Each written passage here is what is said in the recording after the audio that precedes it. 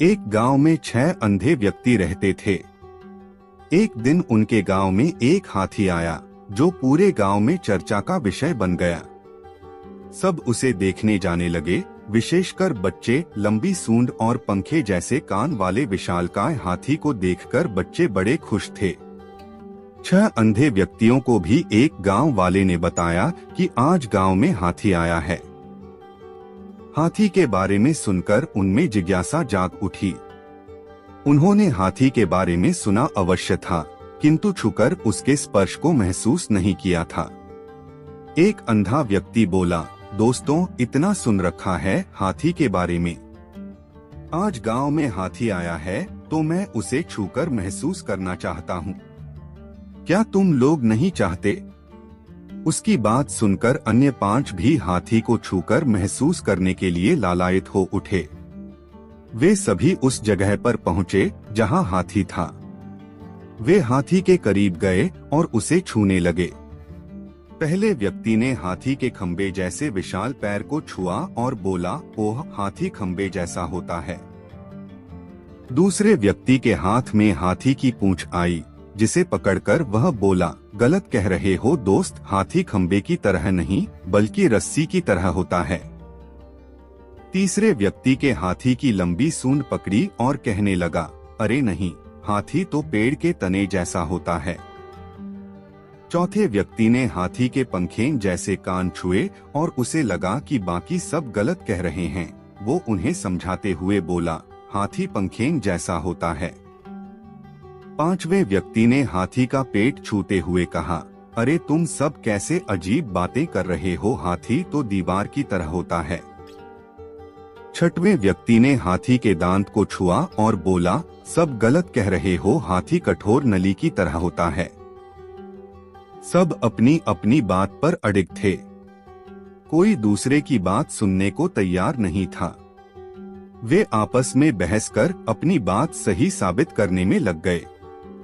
धीरे धीरे बहस बढ़ती गई और झगड़े में तब्दील हो गई। उस समय एक सयाना व्यक्ति वहां आया। उन सबको झगड़ते हुए देख उनसे पूछा, तुम लोग आपस में क्यों झगड़ रहे हो? 6 अंधे व्यक्तियों ने उसे बताया कि वे हाथी को छूकर महसूस करने आए थे और उसे छूने के बाद हम सब में बहस हो रही है कि हाथी होता कैसा है। फिर सबने उसे अपना आकलन बताया। उनकी बात सुनकर सयाना व्यक्ति हंस पड़ा और बोला, तुम सब लोग खुद को सही साबित करने के लिए झगड़ रहे हो और सच ये है कि तुम सब सही हो। ऐसा कैसे हो सकता है? अंधे व्यक्ति हैरत में बोले। बिल्कुल हो सकता है और ऐसा ही है। तुम सब अपनी अपनी जगह सही हो। तुम लोगों ने हाथी के शरीर के अलग अलग अंगों को छुआ है और उसके हिसाब से उसका वर्णन किया है। इसलिए हाथी के बारे में तुम्हारा आकलन भिन्न है।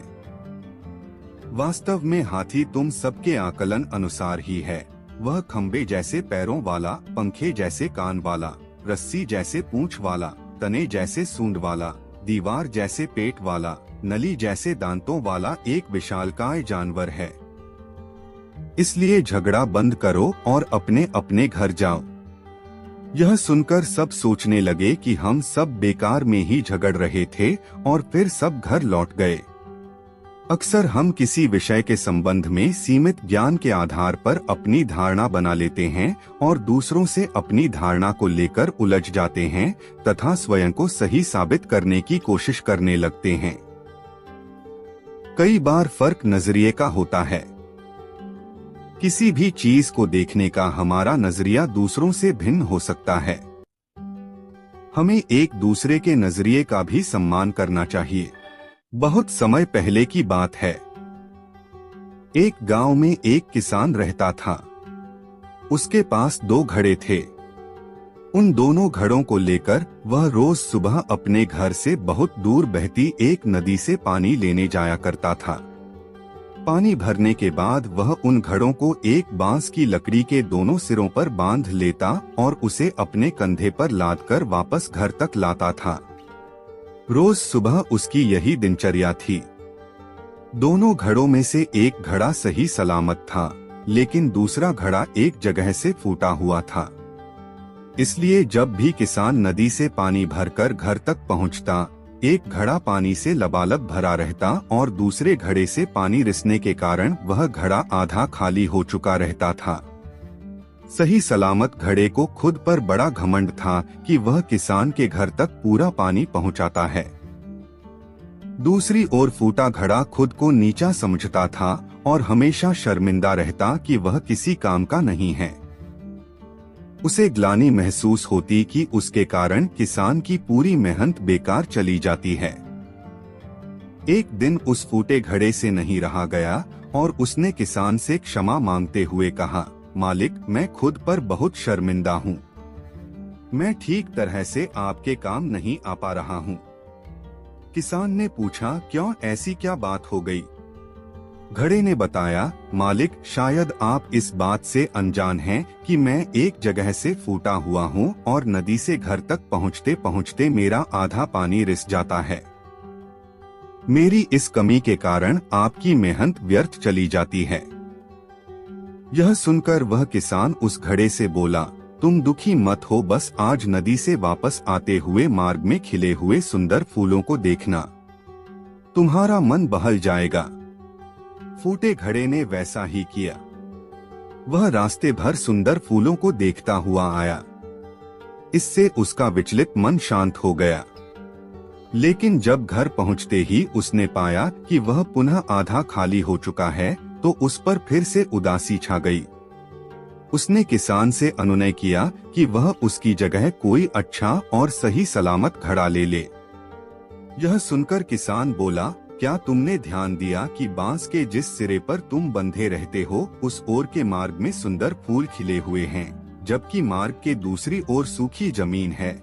ऐसा नहीं है कि मैं इस बात से अनजान हूँ कि तुम फूटे हुए हो। यह बात जानते हुए ही मैंने मार्ग के उस ओर सुंदर और रंग बिरंगे फूल लगा दिए। जब मैं नदी से पानी भरकर लाता हूँ, तो तुम्हारे द्वारा उन फूलों को पानी मिल जाता है और वे सदा उस मार्ग को हरा भरा रखते हैं। तुम्हारे कारण ही वह मार्ग इतना सुंदर हो पाया है। इसलिए तुम खुद को कम मत आको। कोई भी ऊंचा या नीचा नहीं होता। इस दुनिया में हर इंसान को एक भूमिका मिली हुई है, जिसे हर कोई बखूबी निभा रहा है। इसलिए जो जैसा है, हमें उसे वैसा ही स्वीकारना चाहिए और उसकी कमजोरियों के स्थान पर उसकी अच्छाइयों पर ध्यान देना चाहिए। एक आदमी रेगिस्तान में भटक रहा था।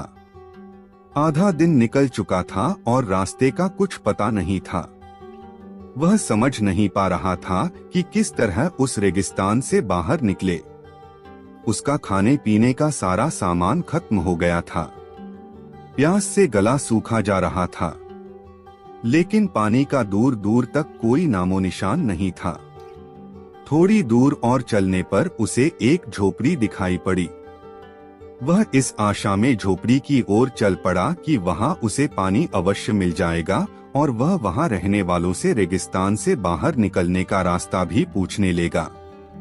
लेकिन झोपड़ी के पास पहुंचकर वह निराश हो गया। झोपड़ी खाली पड़ी थी, वहां कोई नहीं था। लेकिन उसके बाद भी उसने भगवान पर भरोसा रखा और झोपड़ी के अंदर गया। झोपड़ी के अंदर एक हैंडपंप लगा हुआ पाया।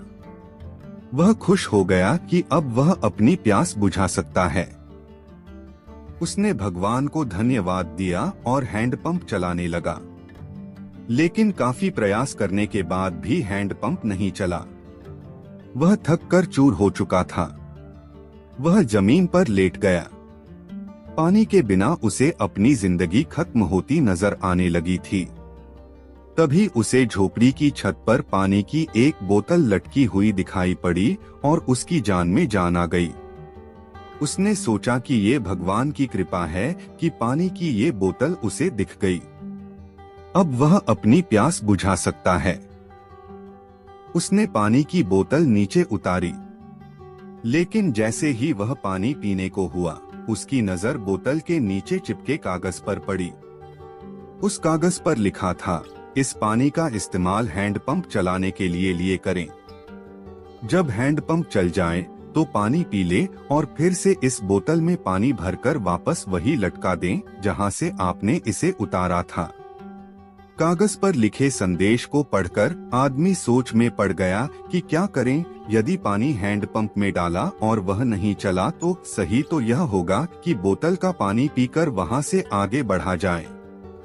वह दुविधा में पड़ चुका था, लेकिन अंत में उसने ऊपर वाले को याद किया और कागज पर लिखे संदेश पर भरोसा करने का निर्णय लिया। उसने बोतल का पानी हैंडपंप में डाल दिया और हैंडपंप चलाने की कोशिश करने लगा। 1 से 2 प्रयास में हैंडपंप चल गया और उसमें से ठंडा ठंडा पानी आने लगा। आदमी ने पानी पीकर अपनी प्यास बुझाई और बोतल में पानी भरकर उसे वापस उसी जगह लटका दिया जहां से उसने उसे उतारा था। वह वहां से निकल ही रहा था कि झोपड़ी के एक कोने में उसे एक नक्शा और पेंसिल का टुकड़ा मिला। उस नक्शे में रेगिस्तान से बाहर निकलने का रास्ता बना हुआ था। आदमी खुश हो गया और भगवान को लाख लाख धन्यवाद दिया। वह नक्शा लेकर बाहर निकल गया, लेकिन कुछ दूर चलने के बाद वह रुका और वापस झोपड़ी में आया। उसने पानी की बोतल के नीचे लगे कागज पर पेंसिल से लिखा, यकीन मानिए ये काम करता है। जब भी जिंदगी में बुरा वक्त या परिस्थिति आए, भगवान और खुद पर विश्वास रखें। विश्वास बहुत बड़ी चीज होती है। विश्वास है तो दुनिया में हर चीज संभव है। बिना प्रयास के जिंदगी में कुछ भी हासिल नहीं होता। जैसे इस आदमी ने हैंडपंप में पानी डाला और उसे चलाया, तब कहीं जाकर उसे अपने प्रयास का फल पानी के रूप में नसीब हुआ। उसी प्रकार जिंदगी में कुछ करना है तो प्रयास करने पड़ेंगे। प्रयास करेंगे तो सफलता अवश्य मिलेगी। वन में स्थित एक आश्रम में एक ज्ञानी साधु रहते थे। ज्ञान प्राप्ति की लालसा में दूर दूर से छात्र उनके पास आया करते थे और उनके सानिध्य में आश्रम में ही रहकर शिक्षा प्राप्त किया करते थे। आश्रम में रहकर शिक्षा प्राप्त करने वाले छात्रों में से एक छात्र बहुत आलसी था। उसे समय व्यर्थ गंवाने और आज का काम कल पर टालने की बुरी आदत थी। साधु को इस बात का ज्ञान था, इसलिए वे चाहते थे कि शिक्षा पूर्ण कर आश्रम से प्रस्थान करने के पूर्व वह छात्र आलस्य छोड़कर समय का महत्व समझ जाए। इसी उद्देश्य से एक दिन संध्या काल में उन्होंने उस आलसी छात्र को अपने पास बुलाया और उसे एक पत्थर देते हुए कहा, पुत्र, यह कोई सामान्य पत्थर नहीं बल्कि पारस पत्थर है। लोहे की जिस भी वस्तु को यह छू ले वह सोना बन जाती है। मैं तुमसे बहुत प्रसन्न हूँ, इसलिए 2 दिनों के लिए ये पारस पत्थर तुम्हें दे रहा हूँ। इन 2 दिनों में मैं आश्रम में नहीं रहूंगा। मैं पड़ोस के गांव में रहने वाले अपने एक मित्र के घर जा रहा हूँ। जब वापस आऊंगा तब तुमसे ये पारस पत्थर ले लूंगा। उसके पहले जितना चाहो उतना सोना बना लो। छात्र को पारस पत्थर देकर साधु अपने मित्र के गांव चले गए। इधर छात्र अपने हाथ में पारस पत्थर देख बड़ा प्रसन्न हुआ। उसने सोचा कि इसके द्वारा मैं इतना सोना बना लूंगा कि मुझे जीवन भर काम करने की आवश्यकता नहीं रहेगी और मैं आनंद पूर्वक अपना जीवन व्यतीत कर पाऊंगा। उसके पास 2 दिन थे। उसने सोचा कि अभी तो पूरे 2 दिन शेष हैं। ऐसा करता हूँ कि एक दिन आराम करता हूँ, अगला पूरा दिन सोना बनाता रहूंगा। इस तरह एक दिन उसने आराम करने में बिता दिया। जब दूसरा दिन आया तो उसने सोचा कि आज बाजार जाकर ढेर सारा लोहा ले आऊंगा और पारस पत्थर से छूकर उसे सोना बना दूंगा। लेकिन इस काम में अधिक समय लगेगा नहीं, इसलिए पहले भरपेट भोजन करता हूँ, फिर सोना बनाने में जुट जाऊंगा। भरपेट भोजन करते ही उसे नींद आने लगी। ऐसे में उसने सोचा कि अभी मेरे पास शाम तक का समय है, कुछ देर सो लेता हूँ। जागने के बाद सोना बनाने का काम कर लूंगा। फिर क्या वह गहरी नींद में सो गया। जब उसकी नींद खुली तो सूर्य अस्त हो चुका था और 2 दिन का समय पूरा हो चुका था। साधु आश्रम लौट आए थे और उसके सामने खड़े थे। साधु ने कहा, पुत्र, सूर्यास्त के साथ ही 2 दिन पूरे हो चुके हैं। तुम मुझे वह पारस पत्थर वापस कर दो। छात्र क्या करता, आलस के कारण उसने अमूल्य समय व्यर्थ गवा दिया था और साथ ही धन कमाने का एक सुअवसर भी उसे अपनी गलती का एहसास हो चुका था और समय का महत्व भी समझ आ गया। वह पछताने लगा। उसने उसी क्षण निश्चय किया कि अब से वह कभी आलस नहीं करेगा। जीवन में उन्नति करना चाहते हैं तो आज का काम कल पर टालने की आदत छोड़ दें। समय अमूल्य है, इसे व्यर्थ ना गंवाएं, क्योंकि एक बार हाथ से निकल जाने के बाद समय कभी दोबारा वापस नहीं आता।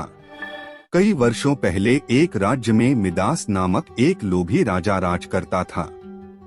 उसकी एक बहुत ही सुंदर पुत्री थी जिसका नाम मेरीगोल्ड था। मिदास अपनी पुत्री से बहुत प्रेम करता था, किंतु उससे कहीं अधिक उसे सोने से प्रेम था। उसके खजाने में सोने का भंडार था। उतना सोना दुनिया में किसी भी राजा के खजाने में नहीं था। इसके बाद भी खजाने में जितना सोना बढ़ता, राजा मिदास की लालसा उतनी ही बढ़ती जाती थी। उसके दिन का अधिकांश समय खजाने में रखे सोने को गिनने में निकल जाता था। सोने की लालसा में अक्सर वह अपनी पुत्री को अनदेखा कर देता था। दिन पर दिन उसकी सोने की ललक बढ़ती जा रही थी और अधिक सोना प्राप्त करने के उद्देश्य से उसने एक बार अन्नजल त्याग कर ईश्वर की कठोर उपासना की। उसकी उपासना से प्रसन्न होकर एक परी ने उसे दर्शन दिए और मनचाहा वरदान मांगने को कहा। मिदास बोला, हे परी, मुझे वरदान दीजिए कि मैं जिस भी वस्तु को छूं वह सोने की बन जाए। परी मिदास की लालसा समझ रही थी। वरदान देने के पूर्व परी ने पूछा, राजन, क्या यह वरदान मांगने के पूर्व तुमने अच्छी तरह विचार कर लिया है? हे परी, मैं इस विश्व का सबसे धनी राजा बनना चाहता हूँ।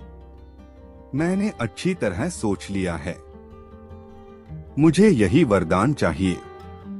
कृपया मुझे वरदान प्रदान कीजिए। मिदास ने उत्तर दिया, तथास्तु, मैं तुम्हें वरदान देती हूँ कि कल सूर्य की पहली किरण के साथ तुम जिस भी वस्तु को छूओगे वह सोने की बन जाएगी। आशीर्वाद देने के उपरांत परी अंतर्ध्यान हो गई। राजा मिदास यह वरदान पाकर खुशी से फूला नहीं समाया। दूसरे दिन सोकर उठने के उपरांत अपनी शक्ति परखने के लिए उसने अपने पलंग को छूकर देखा। वह पलंग सोने का बन गया। मिदास बहुत खुश हुआ। दिन भर वह सुध-बुध खोकर अपने महल की हर चीज को सोने में परिवर्तित करने में लगा रहा। उसे भोजन तक का होश न रहा। शाम तक वह थक कर चूर हो चुका था।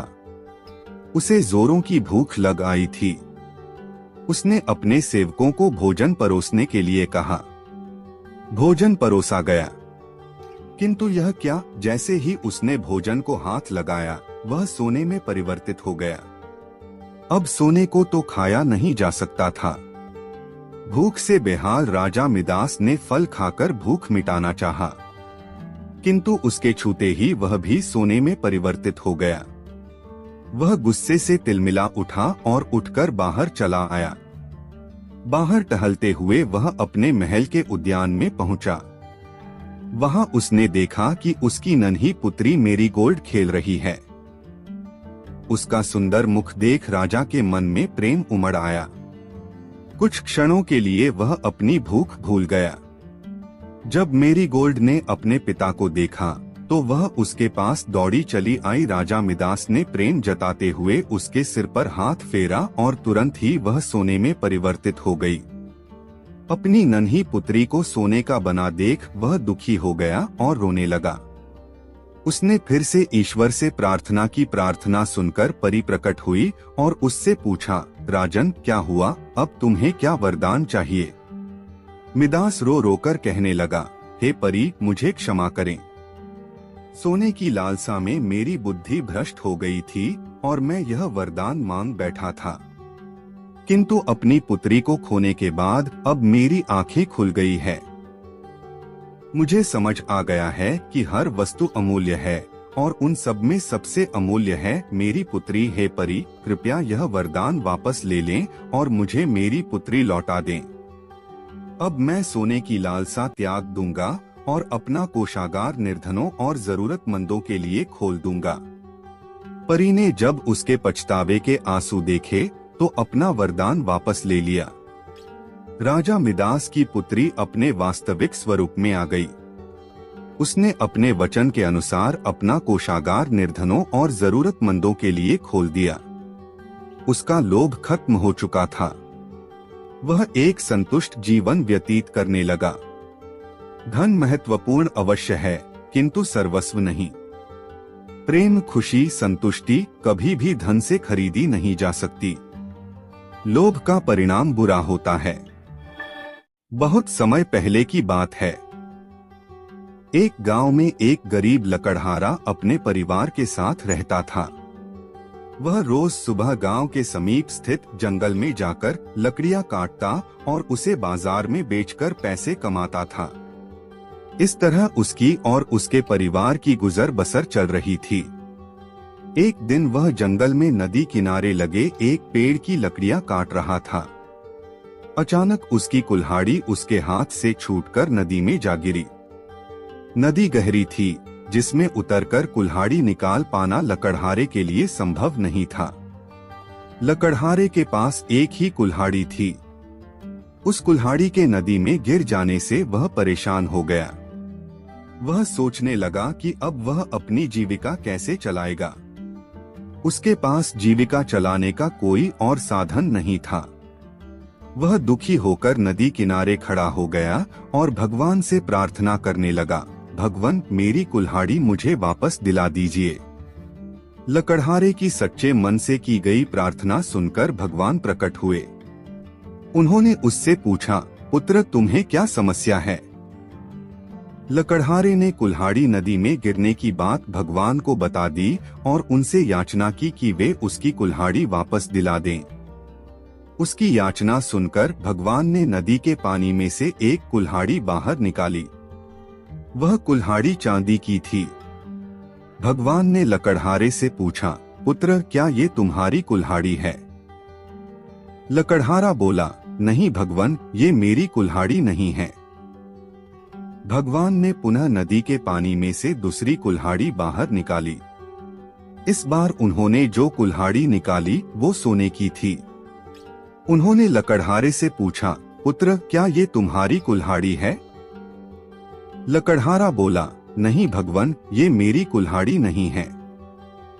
भगवान बोले, इसे अच्छी तरह से देख लो, ये सोने की कुल्हाड़ी है। क्या वास्तव में ये तुम्हारी नहीं है? नहीं भगवान, लकड़हारा बोला, सोने की इस कुल्हाड़ी से लकड़ियां नहीं कटती। ये मेरे किसी काम की नहीं है। मेरी कुल्हाड़ी तो लोहे की है। भगवान मुस्कुराए और इस बार जो कुल्हाड़ी उन्होंने निकाली वह लोहे की थी। वह कुल्हाड़ी लकड़हारे को दिखाते हुए भगवान ने पूछा, पुत्र, क्या यही है तुम्हारी कुल्हाड़ी? इस बार कुल्हाड़ी देख लकड़हारा प्रसन्न हो गया और बोला, भगवान, यही मेरी कुल्हाड़ी है। आपका बहुत बहुत धन्यवाद। भगवान लकड़हारे की ईमानदारी देख बहुत प्रसन्न हुए और बोले, पुत्र, मैं तुम्हारी ईमानदारी से अत्यंत प्रसन्न हूँ। इसलिए तुम्हें लोहे की कुल्हाड़ी के साथ साथ सोने और चांदी की कुल्हाड़ी भी देता हूँ। यह कहकर भगवान अंतर्ध्यान हो गए। लकड़हारा अपनी ईमानदारी के कारण पुरस्कृत हुआ। सदा ईमानदार रहें। ईमानदारी सदा सराही जाती है।